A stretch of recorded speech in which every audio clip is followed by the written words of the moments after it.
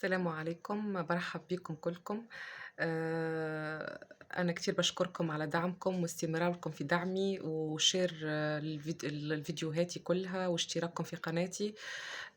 بالفعل أنتوا ساعدتوني كتير بعد رب العالمين، يعني بفضلكم إنه يوصل صوتي لعدد كبير من الناس. وإن شاء الله يا رب كله خير. بشكركم كتير.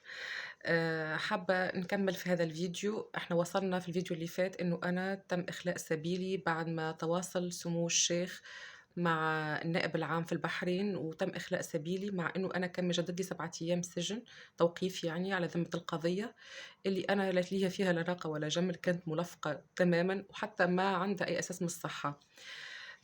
ومثل ما قال لي رجل اعمال اماراتي في تهديده لي في التليفون، قال لي لو حابة قضية سياسية، لو حابة قضية أخلاقية، لو حابة قضية اقتصادية في بلد أنا عشت فيها لمدة 5 سنوات، ما عندي أي مشكلة مع أي شخص، ولا عمري دخلت مراكز شرطة ولا دخلت حتى كشاهدة في أي قضية، ولله الحمد. طب حابة إنكم تطولوا معايا بالكم حتى أحكي لكم تفاصيل اللي صار معاي بعد ما طلعت من التوقيف، لعل وعسى توصلكم الفكرة ويتوثق كل هذا الكلام عندكم، صوت وصورة. تمام، حتى لما أروح أنا أفتح قضيتي من أول وجديد ما يصير تلاعب مرة ثانية في القانون مثل ما صار معي في المرة الأولى، وتحطمت حياتي لمدة 10 سنوات وإحنا عايشين في كابوس ما بعرف إمتى حيخلص. المهم، طلعت أنا من الإيقاف وبعتت الرشوة للرجل المسؤول الأمني، عطيته الرشوة وحولت له فلوس بالفعل وعملت له اللي هو بده إياه.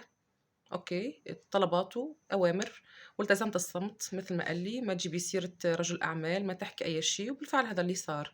وهو بالفعل يعني أتم كلامه، يعني يعني اللي وعدني بيه صار. طلعت أنا من التوقيف. صرت وسيلة ضغط على مين؟ على رجل الأعمال الإماراتي مشان الصفقة اللي حكيت لكم عنها في الفيديو اللي فات، إنه إحنا فيديوهاتنا كلها مترابطة ببعض، هي قصة أنا بحكيها على كذا فيديو. فمثل ما حكيت لكم في أول فيديو فكله مربوط ببعضه. إذا ما شافش حد الفيديو الثاني أو الثالث أو من الأول يرجع يشوفه مشان يفهم القصة واحدة واحدة. أنا هنا في صفقة، هو كان وقتها جاء على البحرين رجل أعمال إماراتي وتقابل مع سمو الشيخ واتفقوا مع بعض على صفقة شركة لصناعة معدات الطائرات، بمبلغ قيمته 50 مليون دينار بحريني وقتها. كان هذا رجل الأعمال الإماراتي موافق عليها وتمام، بس لما وصل هناك على الإمارات تراجع أو ما بعرف شو صار معاه بالضبط، وأكيد هو ما راح يعطيه المبالغ، لأني أنا وقتها كان بيقول لي هو أصلا كان حقد عليهم، أصلا هو بيكره الشيوخ وبيكره النظام وبيكره كل الناس، كان سخط عليهم، كان بيلعنهم قدامي للنهار، فمستحيل إنه يعمل معاه صفقة.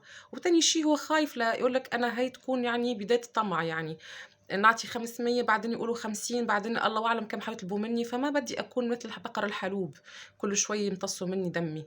فهم اعتبروني أنا وسيلة الضغط، طالما أنا هذا رجل أعمال إماراتي بيثق فيّ وعمل لي توكيلات وإلى آخره، فطبيعي جدًا إنهم يعاملوني أنا وسيلة الضغط، كارت حيلعبوا بيه. فكانوا بيضغطوا علي من خلالي أنا. هي عندنا معلومات وهي فينا نخلّيها هلّا تعترف عليك ونعمل لك بطاقة جلب من الإمارات ونجيبك هنا تتحقق معاك وحتدخل السجن، وبالتالي هي كمان تتسجن، يعني أنا كمان أتسجن معاه. فيا إما توافق على طلبنا يا إما حندوس. فهنا هو شو قال، اتصل بسمو الشيخ ويعني ووعده إنه هو بمجرد ما يخلي سبيلي أو يطلعني من البحرين، قال له نحكي راجل لراجل ونطلع الحريم من القصة، خليها هي تروح على ديرتها وأنا أواصل معاكم الصفقة، وأنا ألتزم إني أنا أعطيكم هالمبلغ أو نعمل هالصفقة مع بعض، هالبزنس مع بعض. وبالفعل هذا اللي صار، تشال عني أنا منع السفر وسافرت أنا على بلدي والأمور كلها تمام. وفكرت أنا هنا إني أنا خلاص يعني القضية خلاص انقفلت، وهو هذا اللي فهموني إياه، يعني ما هو طبيعي أنا كإنسانة طبيعية حتى لو لم أفقه شيئا في القانون، يعني أنتم اللي عايشين في البحرين بتفهموا هذا الكلام. واحدة تم إخلاء سبيلها وتشال عنها منع السفر وسافرت في كبار الزوار، فطبيعي جدًا إنه ما عندها قضية، يعني ما متهمة بأي شيء. يعني لو علي قضية أو أنا مجرمة وخطيرة بهالطريقة كانوا حيخلوا سبيلي؟ كانوا حيتركوني يعني لهالدرجة؟ بدنا نحكي على بلد خليجية يعني، مش نحكي على أي بلد. فهذا اللي استغربته وهذا اللي راح في بالي. أنا رجعت على بلدي وعشت حياتي وما في أي شيء. رجل أعمال إماراتي غيّر رقمه مجرد إني لمّا طلعت من البحرين وارتاح، وطبعًا هو قال لي: "أنتِ حتطلعي من هناك وتخفي كل شي وتسكتي وما تحكي في أي شي، وأنا راح أخلّصك من القصة كلها وراح تنتهي هالقضية." بتواصلوا مع الشيخ يعني خلاص يعني انتهت القصة كلها. ولكن مع الأسف إنه كلمني المحامي بتاعي بعد 4 شهور وأنا في بلدي، قال لي إنه أنتِ تم استدعائِك من طرف المحكمة وعليكِ قضية. أنا وقتها كان الCPR يعني الإقامة بتاعي مدتها الصلاحية بتاعتها خلصت، وأنا ما فكرت إني أجددها لإني أنا ما كان حاطة في بالي إني أرجع على البحرين أساسًا. فأنا قُلت له: "كيف حارجع يعني أنا على البحرين هلّأ؟ لازم أطلب فيزا والفيزا مش سهلة يعني." فقال لي: "هو لازم تكوني موجودة في البحرين عندِك محكمة." قُلت له: "أنا القضية هي أنا فكرتها خلصت خلاص يعني." وأكدوا لي عليها ناس مسؤولة في الدولة يعني، وأنا وبالتالي أنا سافرت، يعني والدليل إني أنا سافرت، ما في أي شي عليَّ. قال لي: "لأ، في استدعاء عليكِ ولازم تكوني موجودة في البحرين." أنا حاولت بكل الطرق، عملت طلب فيزا اترفضت، رُحت على سفارة البحرين في تونس وما عرفت آخذ منهم لا حق ولا باطل، يعني قالوا لي: "إحنا هاي الشغلات مش تبعنا، شوفي كيف تاخدي فيزا بأي طريقة ثانية."